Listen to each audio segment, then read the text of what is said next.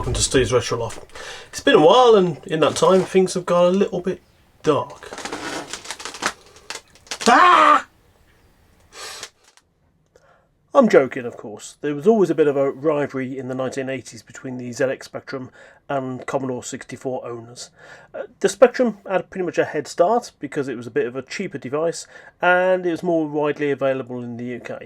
The Commodore 64 is a decent machine, still is a decent machine, and it had some better attributes over the Sinclair Spectrum. But, you know, rivalries aside, they're both great machines. I tend to lean more to the ZX Spectrum because that's what I grew up with, but there's nothing wrong with the Commodore 64. So let's have a look at this Commodore 64C, I believe it is, because it's the newer version.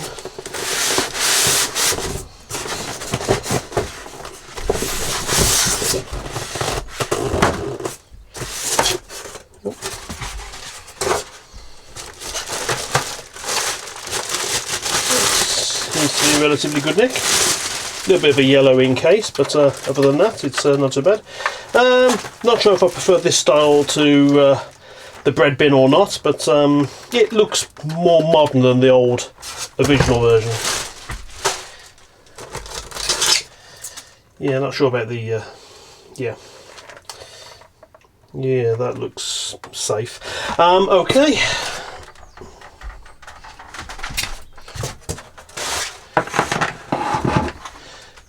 There's the Commodore 64. I've got a few games that came with it, nothing special, all sort of low quality budget titles, but I will have a look at Booty because it's a game I remember on the Spectrum, also as well as the Commodore 64. Obviously I've got a compatible tape unit as well, which is really good to have a proper Commodore one as well. Some of the other ones looked a bit cheap, but I'll set it all up and yeah, see how I go. Right, it's a moment of truth. Now it's all plugged in. Let's see what happens when I throw the switch.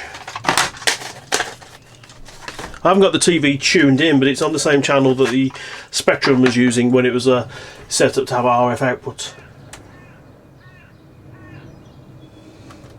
Okay, there's a power light, which is always a good start. So, menu.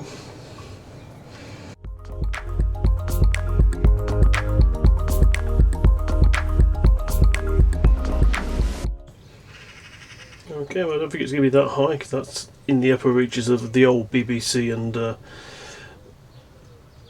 ITV aerials. Oh, this looks like a bit of a signal there.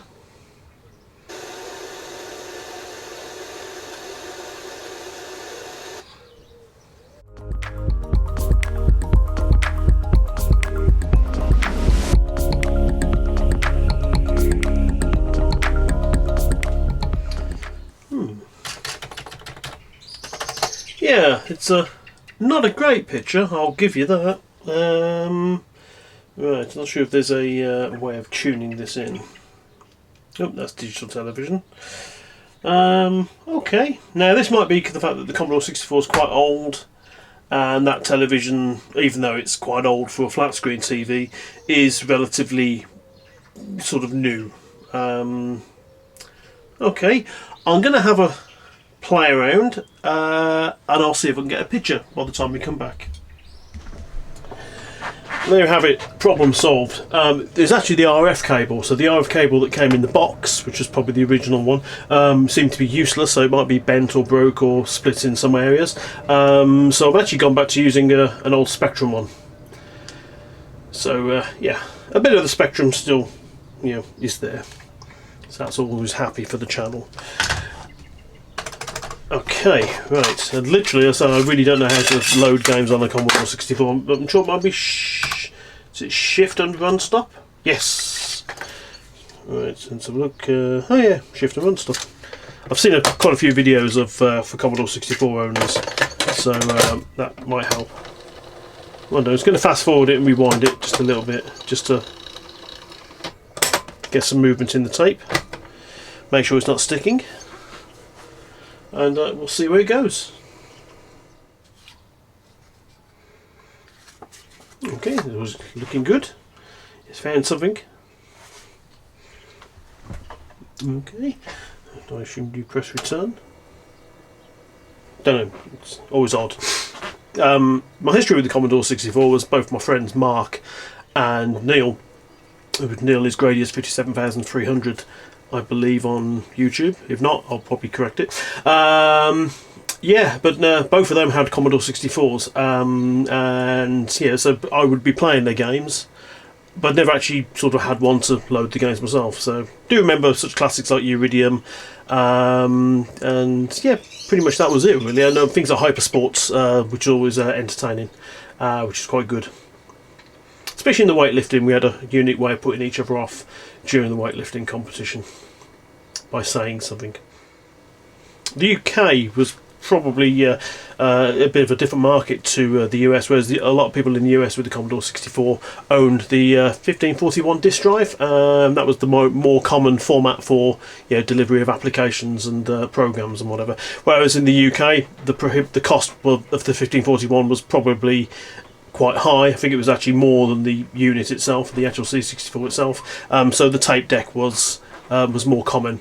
And to be fair, the tape deck was common on the Spectrum and Amstrad. Well, it was built into the Amstrad, but the only other format that was more disk drive based was probably the BBC. But again, a lot of software titles were available on cassette with that as well. Right, so it shall hopefully start up in a minute when when the game's loaded. So now we need to watch the loading screen because it's a bit tedious.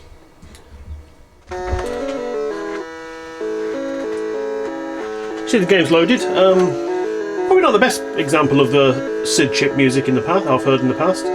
But there you go. It was a budget title. I think it was $1.99 or $2.99 from Firebird. So yeah, you don't expect teams and teams of people to be working on a game. It's probably just, I say, one programmer that would have done a conversion from either this may have been the original, the Spectrum might have been the original, but yeah, it's quite a basic game. But let's give it a try. And the good thing about the C64, I'm impressed that it loaded first time. A lot of my old Spectrum cassettes didn't. So yeah, that's one plus for it. Maybe that's because it's a Commodore branded tape deck, and the tape deck was better quality than the cheap stuff you can buy elsewhere, third party. But we'll give it a try.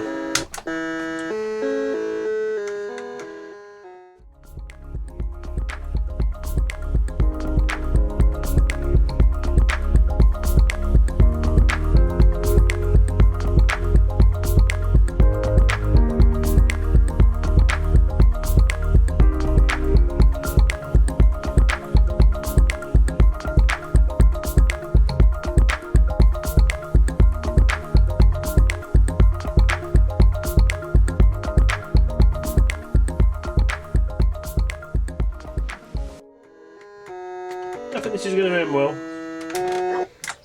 Okay, there you go. That's Booty. Quite a basic platformer.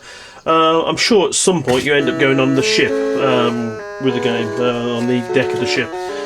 It's been a while since I played it, yeah, there you go. I'll see if I can get something else to load. Well, I thought I'd load up Dragon's Lair. Now, this isn't a great game by any stretch of the imagination.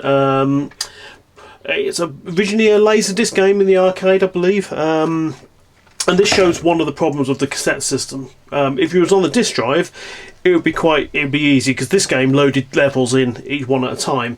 Whereas I think what you have to do on this is every time you progress to another level, it loads it in, and it says reset the tape counter to 0, which I've done. So therefore, if you need to restart the game again, you rewind the tape back to 0 and play. So let's see what this does.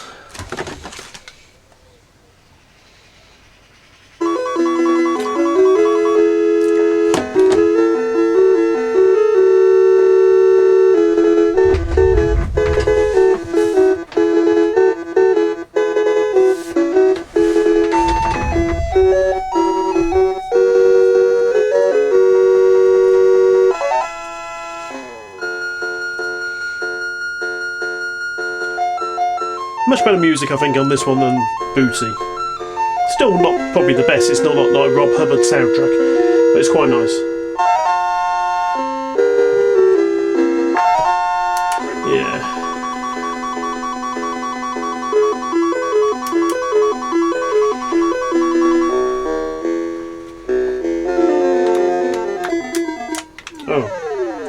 that's a good start.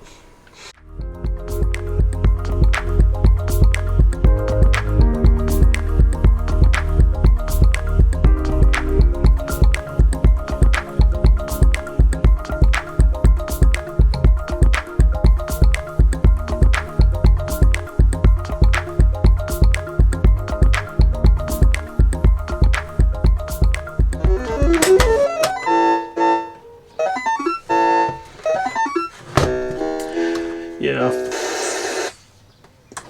think that's enough of Dragon's Lair for the moment. That's a quick look at the Commodore 64. I'd say I don't have a great selection of games to test, and the couple of games I tried were brilliant, and so hopefully in the future I can try and find some games that will test the graphics and the SID chip's capabilities, which I know this machine can do. One good thing is I know that I now have a working Commodore 64 for the channel, so if I get any more peripherals or any other devices or software that I want to test, I can do so knowing that this device works fine. Anyway, thank you for watching, and I hope to see you again sometime soon. Okay, bye bye.